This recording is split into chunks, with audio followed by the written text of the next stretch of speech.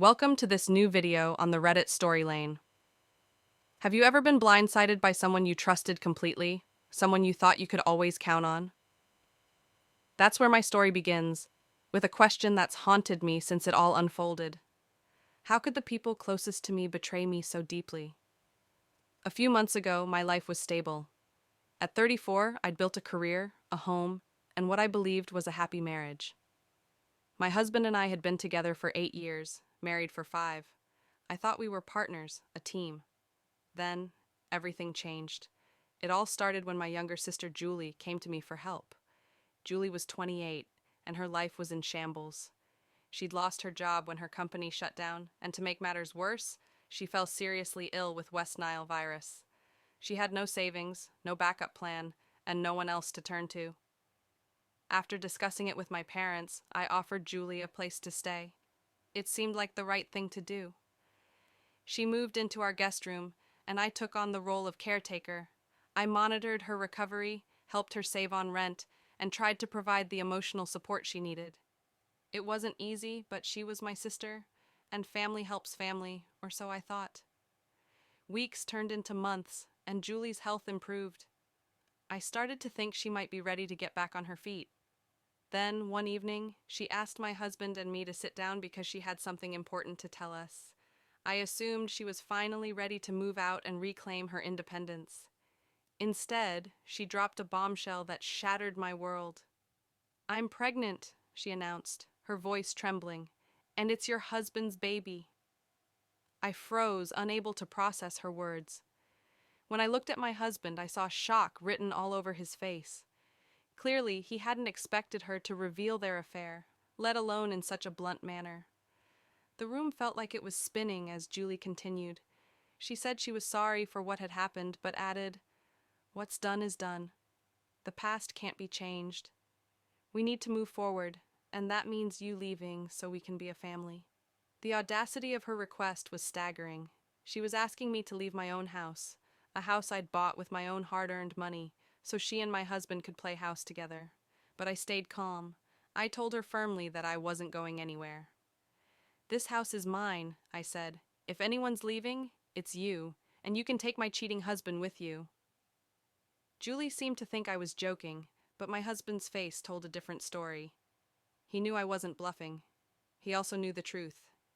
He didn't own a single thing. A few years after we got married, I'd started my own business, which turned out to be very successful. My husband and I agreed that he could quit his job to focus on his passion for writing, and in the meantime, I'd handle the finances. The house, the car, the furniture, it was all in my name. When he admitted this to Julie, her reaction was priceless. She exploded, accusing him of lying and tricking her. The chaos escalated, but I'd had enough. I told them both to pack their things and leave. My husband, to his credit, quietly went to our bedroom and started packing. Julie, however, fell to her knees, begging for forgiveness.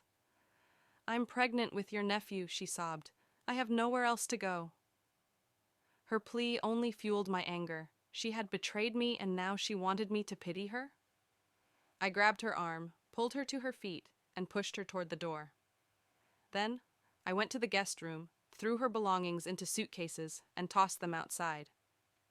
She stood on the porch, crying and begging, but I shut the door in her face.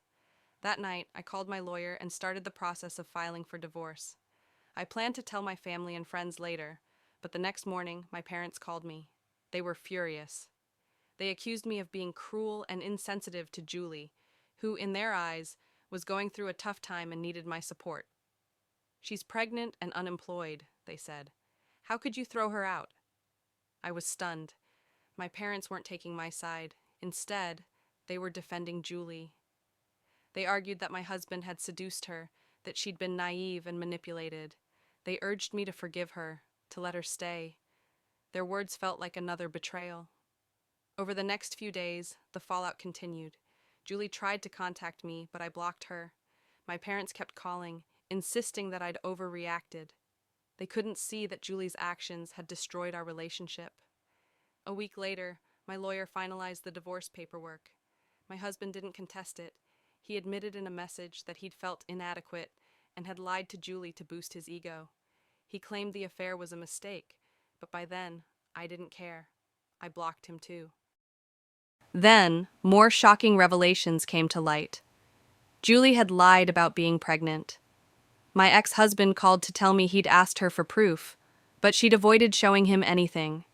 Eventually, she claimed to have miscarried, but there was no evidence to support her story. When my parents found out, they stopped defending her. In the end, Julie lost everything: her home, her sister, and her family's trust. My parents tried to reconcile with me, but I refused.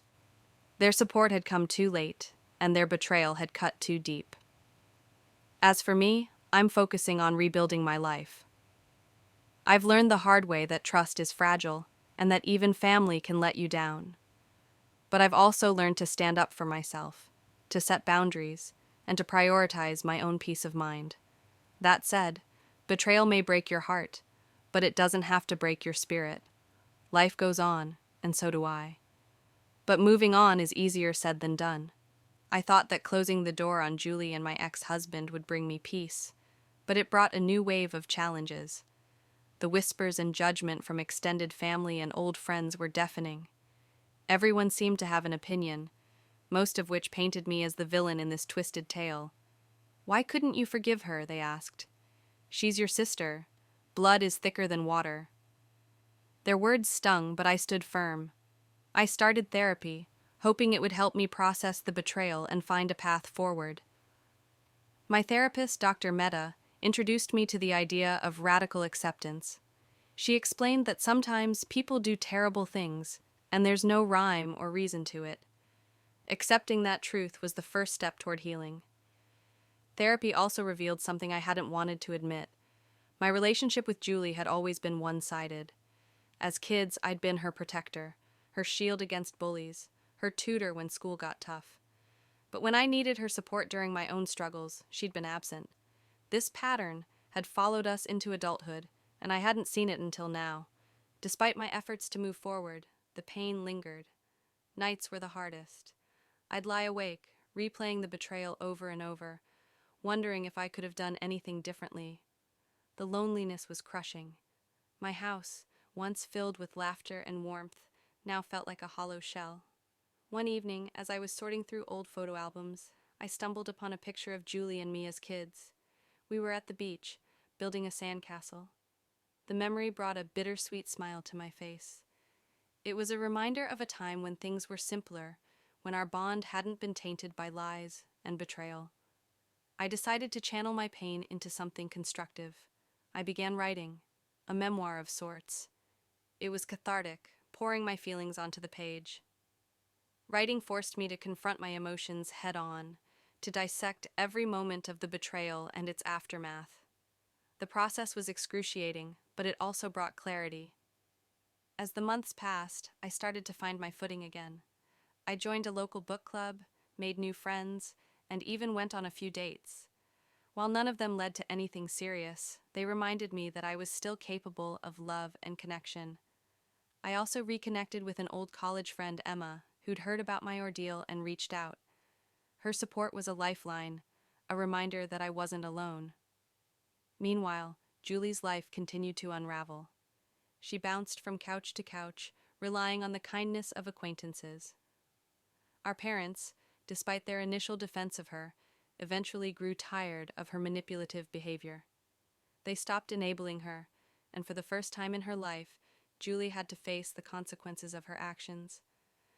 One day, I received an unexpected letter in the mail. It was from Julie. My hands trembled as I opened it. The letter was an apology, or at least her version of one. She admitted to lying about the pregnancy and acknowledged the pain she'd caused, but her words felt hollow, more like an attempt to ease her guilt than a genuine effort to make amends. I didn't respond. Forgiveness, I realized, didn't have to involve reconciliation. I could forgive her in my heart, let go of the anger, and still choose to keep her out of my life. And that's exactly what I did. Today, I'm in a much better place. I've learned to trust myself again, to value my own worth. My memoir is nearing completion, and I'm considering publishing it. If my story can help even one person navigate their own betrayal, it will have been worth it. Life is unpredictable. It throws curveballs you never see coming, but it's also resilient, adaptable. Betrayal may leave scars, but it doesn't define you. What defines you is how you rise from the ashes, how you rebuild, and how you choose to move forward. And me? I'm moving forward, one step at a time, stronger than I've ever been.